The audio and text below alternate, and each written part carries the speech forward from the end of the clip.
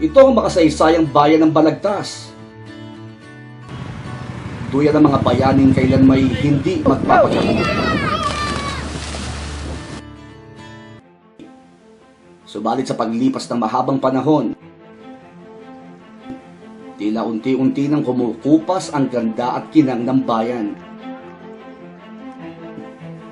Dulot ito ng sunod-sunod na kalamidad at ng mga di may iwasang trahedya. Mabuti na lamang at may iilan pang balagtasen yung may puso na handang tumulong sa gitna ng bawat unos.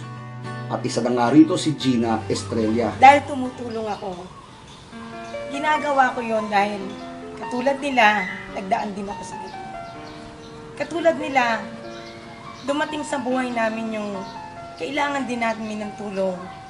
Hindi lang ng kamag-anak, kundi ng ibang tao na makakaunawa sa aming kahirapan.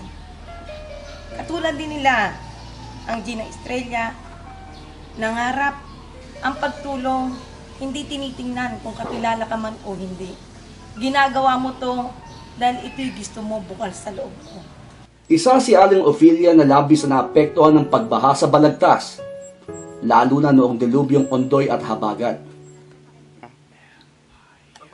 Aniya, isa itong bangungot para sa kanya at mga kalugar, subalit naibsa ng mapait na karanasan dahil sa mga dumating na tulong mula kay Gina Estrella. Nga nung bumaha rito ng Ondoy, pati rin nung Habagat, ang dalawa na yan, nandyan siya, suporta niya lahat ng tao rito, binibigyan niya ng tulong, papadala siya ng mga relief sa amin. Talagang tinignan niya lahat dito sa amin kung sino yung apektado nung bumaha na yan. Talaga napakabuti ni Gina. Ayon kay Ofelia, hindi pa man nagpapakilala si Gina sa larangan ng politika, ay ipinadama na ng ginang ang kanyang malasakit sa mga kababayan. Natutuwa ako kay Gina na tuwing Pasko't Bagong Taon, meron kami mga binibigay na mga pagkain sa amin, kagaya ng mga hamon, mga ano.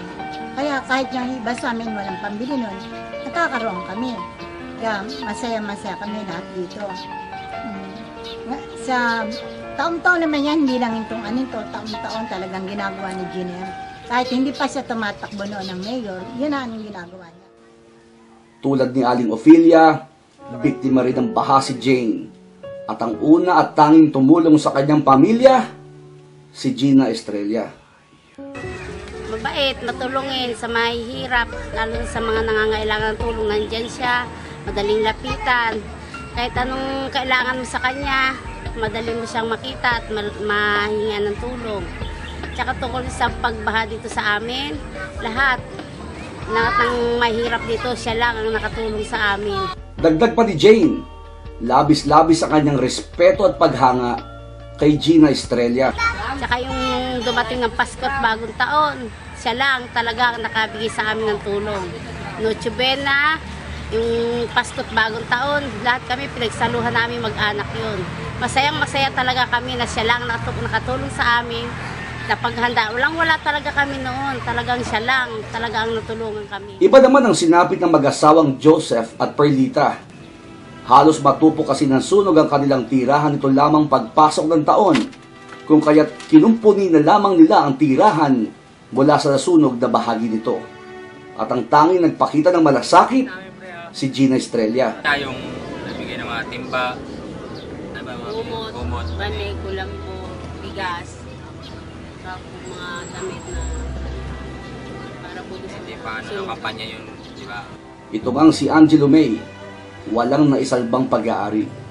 Tuluyan kasing nilamon ng apoy ang kanyang tirahan. Talaga yung nangyari kasi di po namin sukat akalain sa isang iglap lang po na wala po lahat. Kahit hindi niya po kami kilala, natulungan niya po kami kahit na hindi po namin siya ganap ang kilala. Maraming salamat po talaga. Hindi lang sa bayan ng Balagtas natatapos ang pagtulong ng isang Gina Estrella. Sa katunayan, hanggang sa mga bayan ng Kalumpit, Bulacan at Apalit, Pampanga ay nagbigay ito ng tulong para sa mga nangangailangan ng lubugin ng Ondoy at Habagat. Bukod sa pagbibigay ng ayuda sa mga biktima ng kalamidad, prioridad din ni Gina Estrella ang ibang pangunahing pangangailangan ng kanyang mga kababayan. Ng masiglang pangkabuhayan, magkaroon tayo dito ng livelihood program, madagdagan pa ang mga benepisyo ng ating mga katandaan, additional eskwelahan at kwarto para sa ating mga estudyante. Dagdagan natin ang ating mga kapulisan para magkaroon ng talagang masasabi natin magkaroon ng more attention sa mga peace and order. At dahil wala pa ring sariling pampublikong ospital sa bayan ng Balagtas, nananatili pa rin itong pangarap ni Gina Estrella para sa mga kababayan. Subalit hindi ito naging hadlang para matulungan niya ang mga kababayang may problema sa kalusugan. Isa na rito si Roslyn Erorita. Mahigit 7 taon daw niya tiniis ang sakit dulot ng myoma at bukol na tumubo sa kanyang matres. Sumusuka na po ako. Tuwing nire-reglahe po ako, tuwing dadat na po ako, buwan-buwan po yun, laging sumusuka po ako. Talagang inaano ko po talaga sa, sabi ko parang ayoko na talaga. Sabi ko nga, kasi po, grabe sakit po. Hulog daw ng langit ang isang Gina Estrella sa kanyang buhay. Magpapasalamat po ako sa kanya dahil sa, kung hindi po kay Madam, wala po ako rito. Maraming salamat po kay Madam sa lahat ng mga tinulong niya po sa akin. Kasi sa problema po ng kalagayan ko, walang-wala po kami.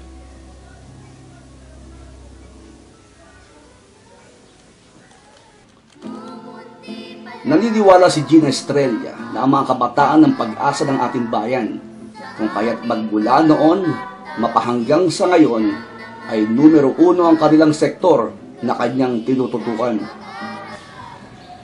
Bibigyan natin sila ng tamang gabay. Katulad ng mga kabataan, hahatakin natin sila sa tamang landas.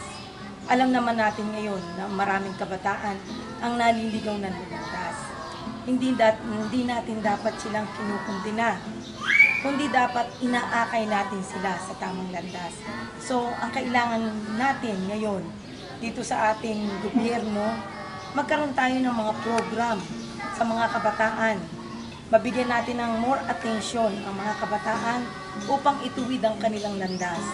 Tulungan natin ang mga kabataan na umabot sa kanilang mga pangarap. Bigyan natin ng maayos na paaralan.